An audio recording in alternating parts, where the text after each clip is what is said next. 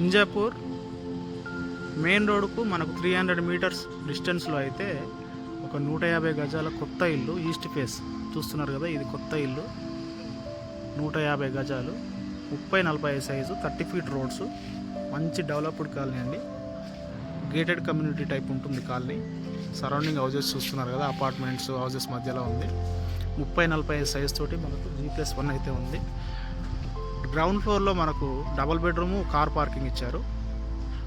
first ఫ్లోర్లో double bedroom ఇచ్చారు,